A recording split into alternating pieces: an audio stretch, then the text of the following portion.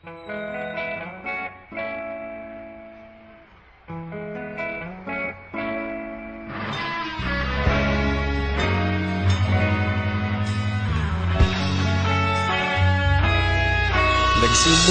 ang lahat sa eskwela, nagsama-samang 12 sa kalokohan at sa tuksuhan, hindi maawat sa isa't isa.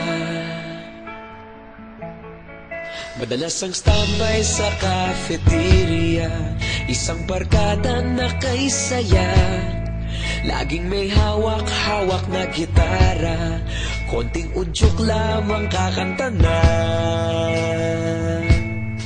Kay simple lamang ng buhay nun, walang mabibigat na suliranin.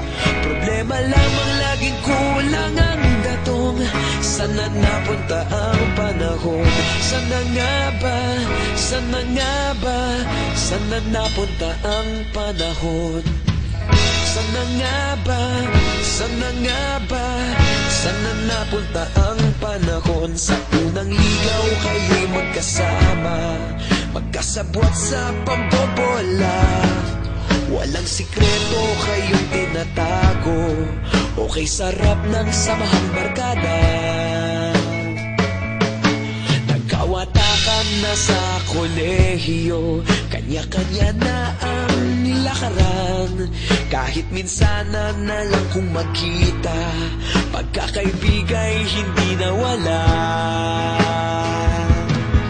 At kung saan na napadpad ang ilan, sa dating eskwela meron ding naiwan. Meron pa ng mga ilang nawala na lang, nakakamiss ang dating samahan. Sana nga ba? Sana nga ba?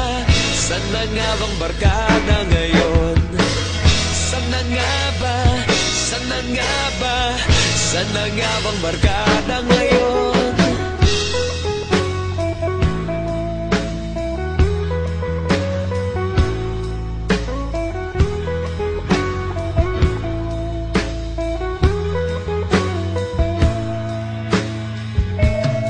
Ilang taon din ang nakalipas, wala pa sa aming tatay na nagsusumikap upang yumaman at guminhawang kinabukasan. Paminsan-minsan kami nagkikita, mga naiwan at natira. At gaya nung araw namin sa eskwela, pag magkasama'y nagwawala.